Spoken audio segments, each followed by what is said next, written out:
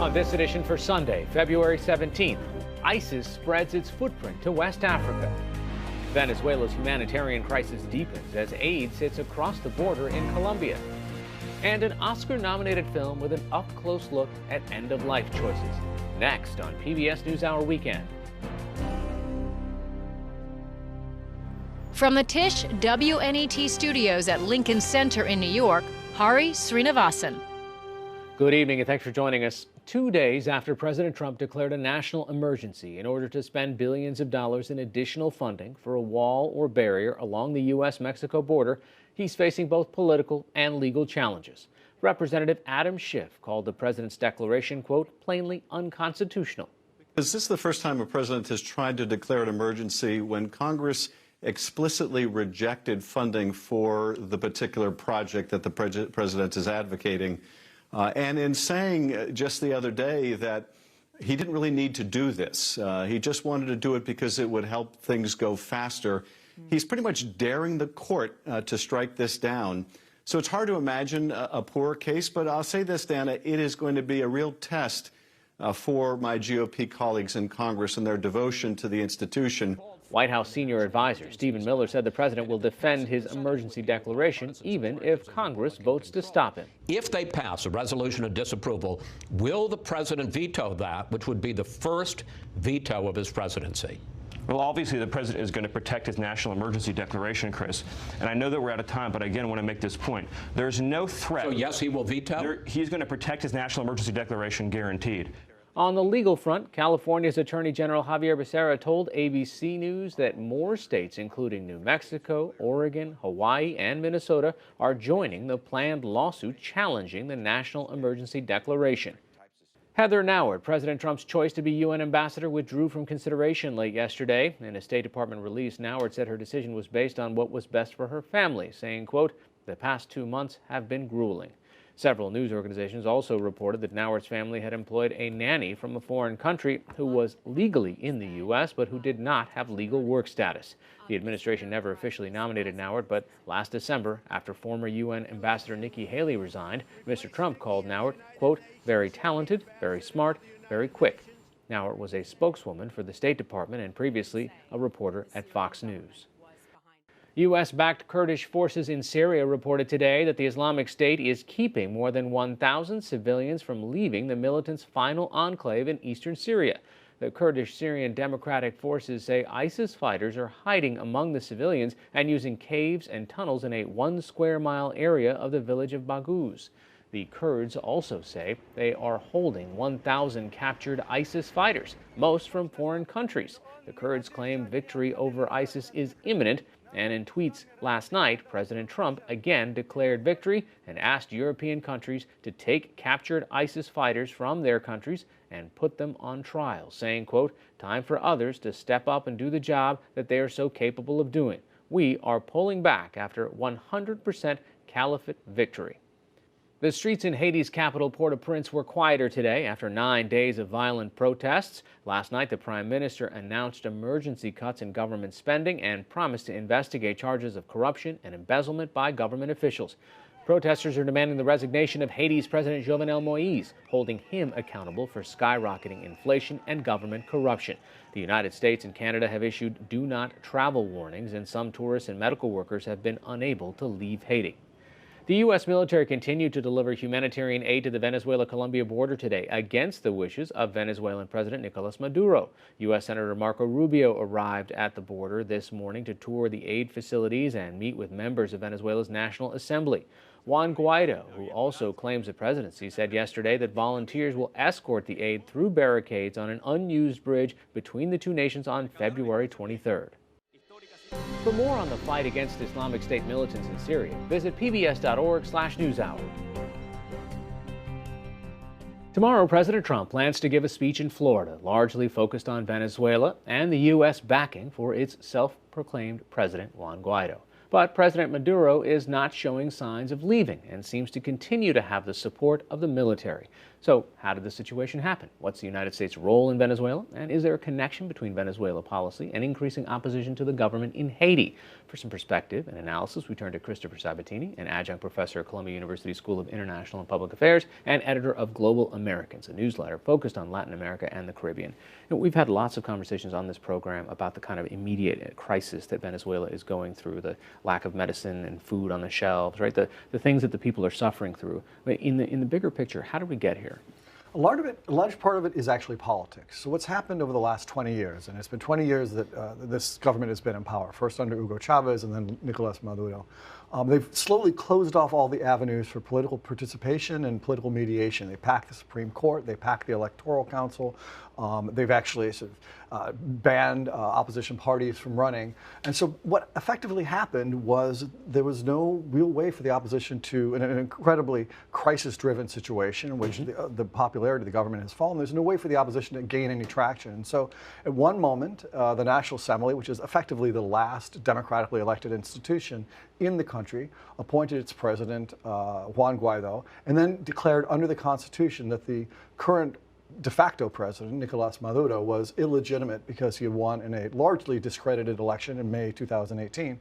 And therefore, under the Constitution, Juan Guaido was the president. So now you have the situation where you have two presidents. And effectively what happened was that provided a moment within the political system in Venezuela that allowed the international community to rally in defense of democracy and human rights and recognize Juan Guaido. And in the lead in all of this largely has been the U.S. President Trump has called Juan Guaido twice. Vice President Pence has met with his delegate to the Washington, D.C. as ambassador. So the U.S. is really taking the lead, although it's important to recognize there are 60 other countries that are also backing Juan Guaido. What are our vested interests in backing Guaido? I mean, there's obviously the humanitarian concern, but strategically, how important is Venezuela to the United States?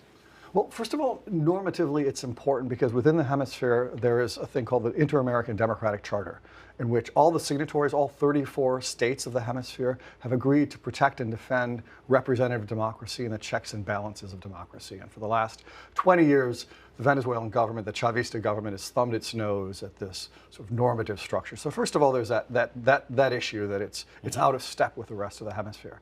Second of all, there is really a strategic element to this. More than 3.3 million people, Venezuelans, have left Venezuela and are fleeing and taking with them oftentimes insecurity, poverty. They're really a drain on a lot of countries, although they're accepting them. And then last is the issue of China and Russia.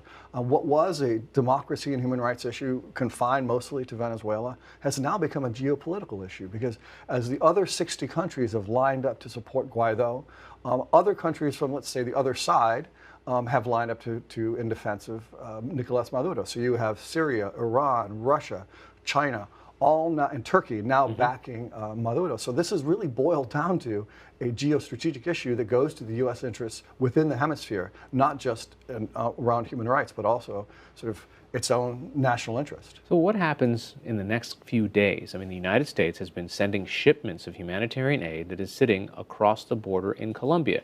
Guaido says, we are going to figure out a way to get this in. Maduro technically doesn't have to let convoys of stuff come here, and he's got a military that can stop it. Hari, no one really knows. I mean, added to this is the fact that Donald Trump has said numerous times, and a number of people within his cabinet have said that the military option is still on the table. So you have that hovering in the context of more than 30 interventions that have, from the United States, have ended. Many of them ended badly within the hemisphere. So you have the shadow of the U.S. legacy of the bad Uncle Sam intervention. Right now, you have the assistance on the Colombian-Venezuela border. U.S. Marines actually protecting it that have helped deliver it. It is basically a showdown right now, and we'll have to see who blinks first. And finally, yesterday we had a conversation on the program about Haiti.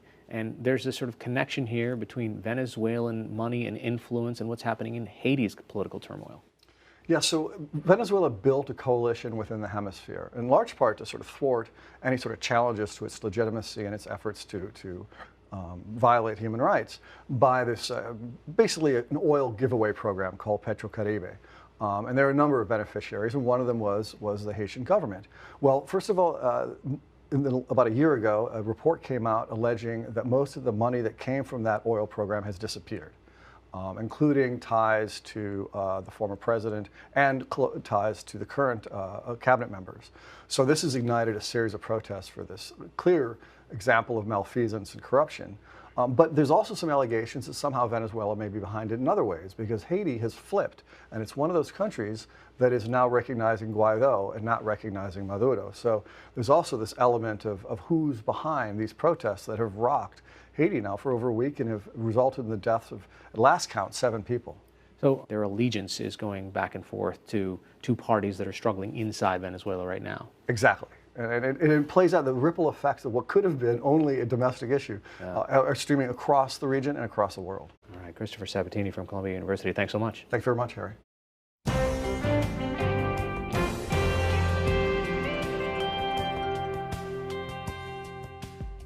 ISIS-controlled territory is shrinking in Syria, and the U.S. president is declaring a military victory over the terrorist group. But there is another front growing in West Africa. A group known as ISWAP, the Islamic State West Africa province, is expanding its territory in northeast Nigeria and surrounding countries. I spoke with Drew Hinshaw, a reporter for the Wall Street Journal, who's been covering the rise of this new group. He joined us from Warsaw, Poland last weekend via Skype. Let's talk about the growth of ISIS in West Africa, or they call themselves ISWAP. Who are they? Yeah, thanks for having me. ISWAP is a faction of Boko Haram, or was a faction of Boko Haram that split for a bunch of reasons. One of which is they felt that Boko Haram was just far too brutal on the civilian population, torching villages, all the kind of things you would read about a few years ago, sending young children as suicide bombers. They had tactical advice from ISIS. Even ISIS thought that Boko Haram was too brutal, to the uncivilian friendly, and that's coming from ISIS. And so ISIS basically sent a series of letters to the Nigerian group that wanted to break away from Boko Haram, and kind of laid out a theology that would be much more civilian friendly, the kind of things that guerrilla groups all around the world have tried to do. Befriend the local population, enmesh yourself with the village, make it safe for people to come back to their farms and trade. I don't want to paint a totally, picture of this ISIS group as if they're civilian friendly, because they've also, committed their own massacres. But they're, compared to Boko Haram, have been just much more better at the game of winning civilian support and creating a local population that doesn't mind them. And your reporting points out that they are gaining territory and they're actually making strategic wins and defeating standing military bases. That's right. I think they've overrun 14. Last time we did a count or saw a count, it was 14 military bases in northeastern Nigeria. And some of those are, little more than a bit of fence and some, kind of small houses. But some of those are proper military bases. There was one on the shores of Lake Chad where you had German-donated patrol boats. Troops would come there from Chad, Niger, Cameroon. It was a major center, and they first spied on it using handheld drones, and then they overran it and took away enormous amounts of weapons and supplies they reportedly gave back to the local population.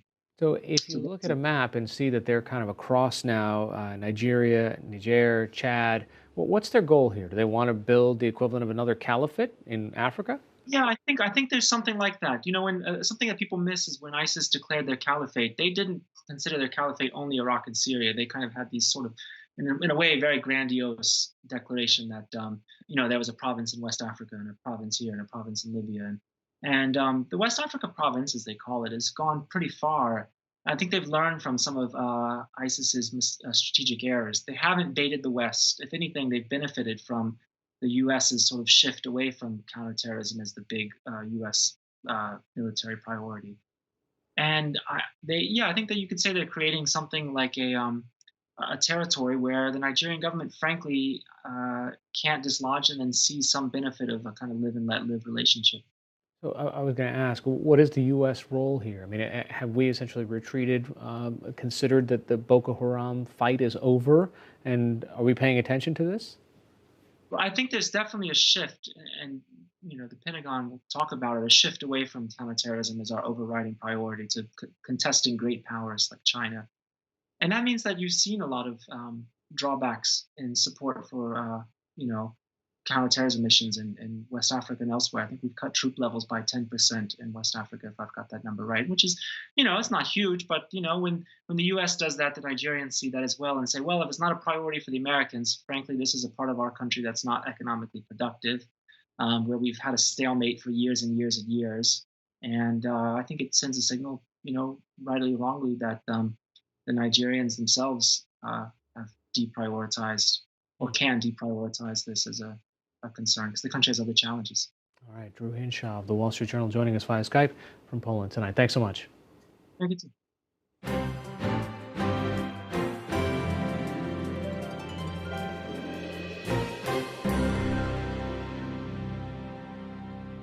Directors Rob Epstein and Jeffrey Friedman are no strangers to Oscar nods, winning Oscars 3 decades ago for the documentary films The Times of Harvey Milk in 1985 and Common Threads in 1990, films widely known for positively influencing LGBT history.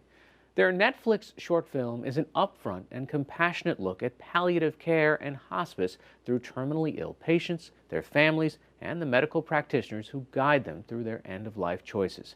It's called Endgame, and it's nominated for an Academy Award. Rob Epstein and Jeffrey Friedman recently stopped by the studio.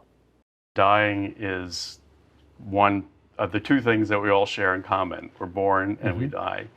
And it's the one thing we just, we push away the unimaginable. It's the ultimate existential dilemma, right? We're here and then we're not here.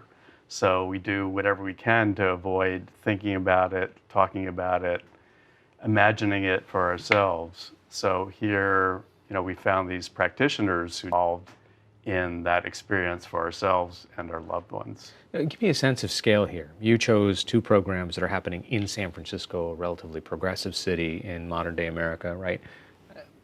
What is the traditional form that most people end up dying in America today versus these options that seem pretty new and foreign to a lot of people that might be watching your documentary?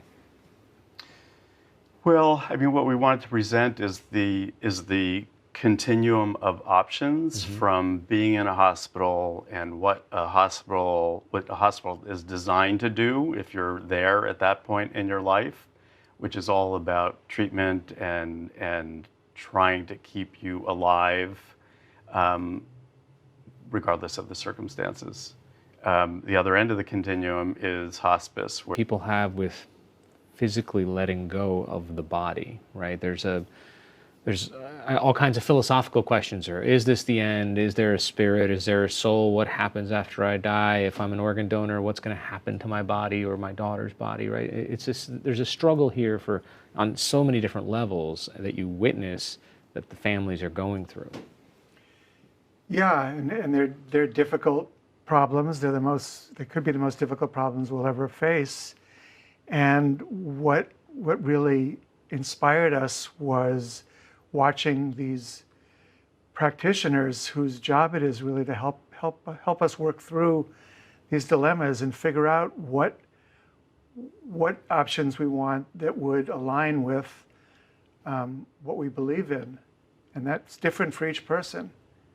Yeah, as you said, because these practitioners are working, their job is within the context of terminal illness, all these issues come into play. Psychological, emotional, sociological, all those issues around end of life come into play in their work. How much of Well, it's one system, and it's one reason that the conversation is so important, that the people who are around you when you're facing the end understand and respect your wishes. But that can only happen if there's discussion about it. Palliative care is a whole team. So there's a physician, there's a social worker, there's a chaplain, there's an intern, and all of the team of palliative care workers work with the family as well as the patient. So all of that is part of the conversation that's going on with the whole team. You also point out that different traditions deal with this differently. That it's, there's kind of the mainstream American, putting people into a casket and burying them, but in between there's a lot.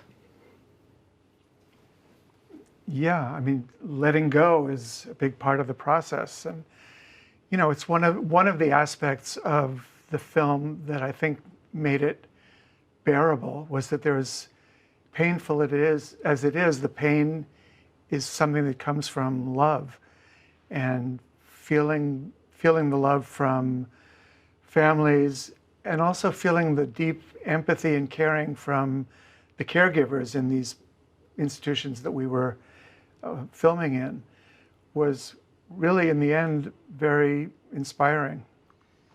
One of the doctors in the film says dying is not a medical issue, it's a human issue. And that's something that we all share, that we all have in common. At the end, what we hope for is that it's about human kindness and compassion and patience and love. I mean, that's what we all hope for. Well, what did it do to you now that you've finished the film? Did you rethink? Do you have a list of wishes? Did you guys clarify this? I mean, and I definitely wrote an advance directive. You know, I made sure that everyone around me knows what I want and what I don't want. But I think at a deeper level, it really made me, it gave me more of a relationship with death, which as something that's a part of life, not as something scary to be run away from, but just something to look at with open eyes. The Oscar nod, are you expecting that? I mean, we weren't thinking about the Oscars until the nominations were announced. Right. But now that's all we're thinking about. Rob Epstein, Jeffrey Friedman, thank you both. Thank you. This is PBS NewsHour Weekend, Sunday.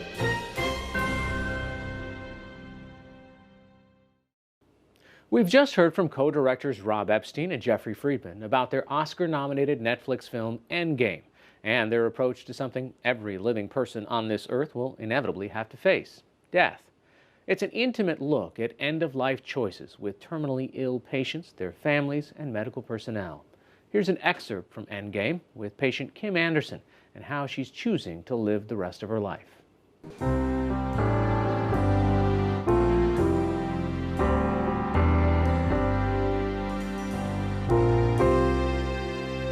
Tomorrow on NewsHour, how music can make a movie. Terrence Blanchard is up for an Oscar for scoring Spike Lee's BlacKkKlansman.